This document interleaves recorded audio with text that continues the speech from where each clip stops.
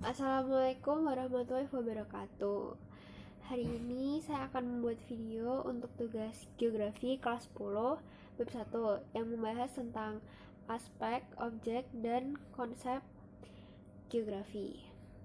Untuk guru pembimbing geografi yaitu Bapak yang terhormat Pak Sukardi. Perkenalkan, nama saya Azanisa Zahra Swastika dari kelas 10F, nomor absen 7. Halo, gimana nih? Halo, baik nih kabarnya. Hari ini kita mau bahas apa sih? Itu nggak sih apa namanya? Geografi. Ya, geografi. Jadi kita hari ini mau ngobrolin tentang geografi. Jadi apa sih itu geografi? Geografi itu kayak ilmu yang mempelajari tentang permukaan bumi dan juga berkaitan dengan manusia. Terus pokoknya tentang kehidupan deh intinya. Oh, ada berapa sih konsep geografinya? Konsep geografi itu kurang lebih ada 10. Dan aku mau ngebahas konsep yang pertama, yaitu konsep lokasi. Konsep lokasi itu dibagi jadi dua. Pertama, konsep lokasi absolut atau juga bisa dibilang lokasi konsep yang tetap. Nah, yang absolut ini bersifatnya tetap dan juga dia tidak bisa berubah-ubah sifatnya. Contohnya itu kayak garis lintang dan bujur. Nah, garis lintang dan bujur ini juga disebut sebagai letak astronomis. Yang kedua adalah konsep relatif. Konsep relatif ini sifatnya berubah-ubah nih, terus harus disesuaikan dengan sekitar. Dan biasanya juga disebut sebagai, namanya adalah kalau nggak salah letak geografis kalau nggak salah. Terus konsep yang kedua adalah konsep jarak.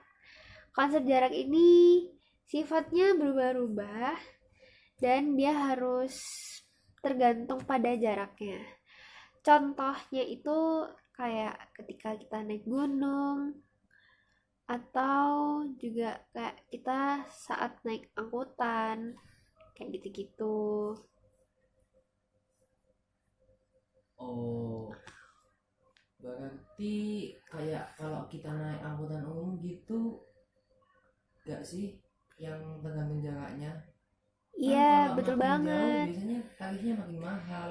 Iya, betul banget kayak gitu. Contohnya tuh kalau kita naik angkutan, misalnya kita dari tempat A ke tempat B, biasanya tarifnya lebih murah. Terus kalau misalnya kita ke tempat A, terus ke tempat yang lebih jauh, kayak tempat A ke C, itu harganya bisa berlipat atau mungkin 2 kali lipatnya dari harga yang di jarak yang lebih dekat. Kayak gitu. Jadi semakin jauh jaraknya, bisa aja harganya juga akan makin beda dan makin mahal. Kurang lebih kayak gitu sih kalau dari konsep jarak. Terus yang ketiga adalah konsep keterjangkauan. Konsep ini tuh berkaitan dengan kondisi, bisa juga jarak tapi nggak harus jarak. Dan contohnya tuh kayak misalnya kalau nggak ada transportasi atau komunikasi. Kayak gitu. Contohnya tuh kayak kalau kita lagi di pegunungan, terus ke daerah yang tinggi, jadi susah untuk mencari sinyal ketika kita mau telepon. Misalnya kita pergi ke sana, terus kita tuh pengen ngabarin nih ke orang tua, tapi kita nggak bisa buat ngabarin karena di sana susah sinyal. Contohnya tuh seperti itu. Betul banget tuh. Pasti Pernah pernah kan sih, ngalamin pernah, hal kayak pernah, gitu? pernah, pernah banget. Kalau nggak salah pas acara ya nginep-nginep gitu di sekolah nginep-nginep acara sekolah ke hutan atau ke gunung gitu kan dulu. Kayak kemah gitu kan Ya pastinya. emang betul banget tuh. Seperti itu. Habis itu selanjutnya adalah konsep morfologi. Konsep morfologi adalah perwujudan bentuk daratan yang kayak misalnya dia tuh bisa berubah gitu bentuk daratannya. Biasanya karena kayak kena erosi atau pengendapan. Terus yang contoh keempat top 5 ya ini. Pokoknya ya konsep selanjutnya ini adalah konsep aglomerasi. Konsep ini tuh adalah kecenderungan pengelompokan yang berkaitan dengan aktivitas manusia. Terus konsep pola.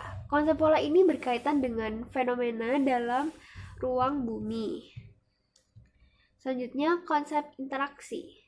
Konsep interaksi ini biasanya tuh kayak kegiatan yang saling berkomunikasi bisa jadi, dan ini tuh sangat-sangat mempengaruhi kebutuhan satu dengan yang lain.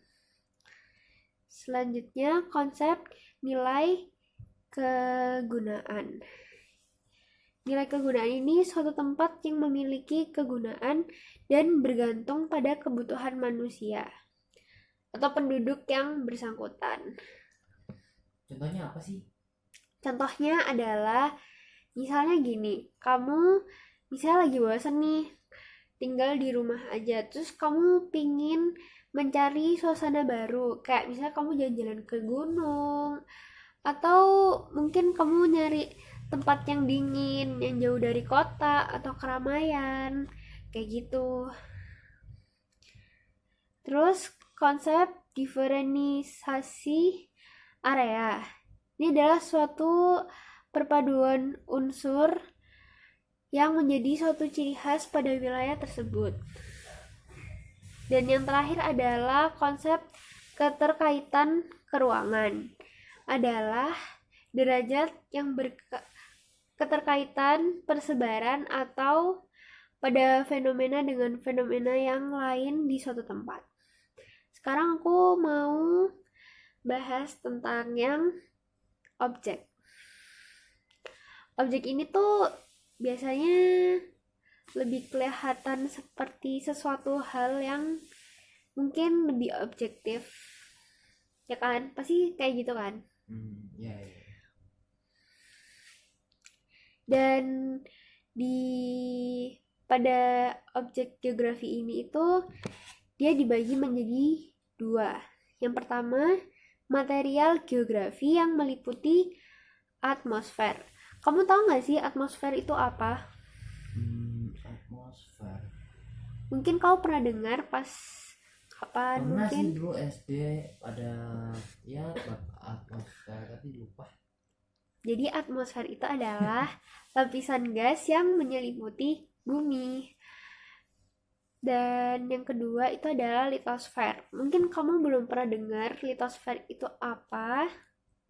Litosfer itu kayak lapisan batuan pembentukan pada muka bumi. Terus objek yang kedua itu adalah objek formal geografi. Nah, kalau ini tuh membahas tentang suatu cara kita untuk kayak suatu cara pandang dalam konsep geografi.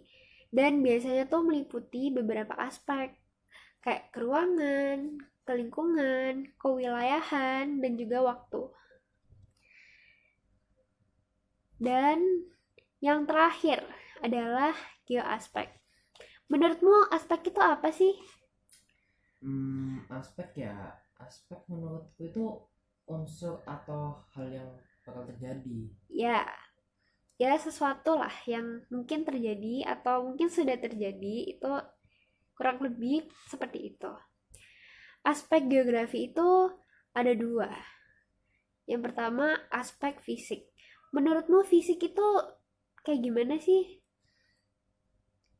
Fisik berarti pasti terlihat gitu. Ya, dan juga pasti sangat berpengaruh, terutama pada kehidupan yang dibahas di dalam geografi ini. Aspek fisik ini dia juga meliputi pada kayak cuaca, iklim, itu sangat-sangat berpengaruh pada kehidupan manusia atau masyarakat. Kalau contohnya yang dari tadi kamu bilang segi iklim.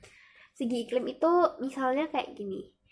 Misalnya ada seorang nelayan yang kalau nelayan itu pasti mereka akan bekerja di daerah lautan yang di sana itu suasananya mempunyai banyak arus angin yang cukup besar.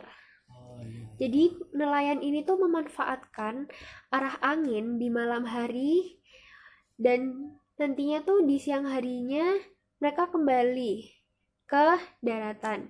Jadi kalau di malam hari tuh mereka juga memanfaatkan angin untuk berlayar dan nanti di siang harinya mereka akan kembali gitu ke daratannya dengan memanfaatkan angin yang ada di laut tersebut.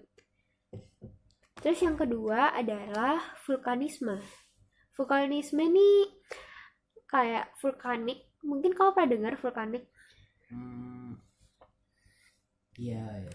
Vulkanik ini adalah magma bumi yang keluar dari bumi. Terus gempa bumi itu dari meletusnya gunung api. Seperti itu kurang lebih aspek fisik dalam geografi. Kira-kira ada dampak negatifnya fasih atau positif gitu? Ada sih. Kalau yang positif itu yang vulkanik. Jadi kalau misalnya ada fenomena vulkanik, tanah yang di dekat kejadian vulkanik itu tanahnya akan menjadi subur. Itu dampak positif. Dan kalau gempa bumi sendiri itu mempunyai dampak yang negatif. Dengan adanya gempa bumi, semua rumah, terus kayak mungkin barang-barang perabotan rumah itu akan hancur karena kena robohan rumah yang ada di sekitar situ. Dan juga dapat menelan korban jiwa, jadi cukup merugikan untuk masyarakat yang mungkin tinggal di dekat daerah gunung meletus tersebut. Yang kedua, itu adalah aspek non-fisik. Ini tuh lebih ke sudut penduduk sih kalau yang non-fisik ini. Kayak populasi penduduk, mobilitas penduduk, dan aglomerasi. Aglomerasi itu apa sih? Aglomerasi itu seperti penyebaran penduduk tapi dengan cara secara berkelompok. Dan ini tuh mempunyai dampak dari segi aglomerasi ini, dampaknya tuh kayak karena dia hidupnya berkelompok, jadi dia akan memunculkan dampak kayak perbedaan dari suatu kayak ya suatu kelompok sih. Dan munculnya kayak misalnya mungkin kau pernah lihat pemukiman atau perumahan atau tempat-tempat yang bagus, terus ada yang biasa aja. Jadi itu jadi suatu hal yang berbeda. Itu aja sih dari semua penjelasan dan juga kita ngobrolin tentang geografinya.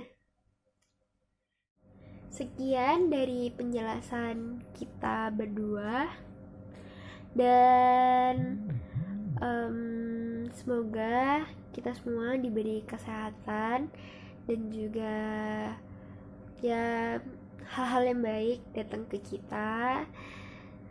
Wassalamualaikum warahmatullahi wabarakatuh.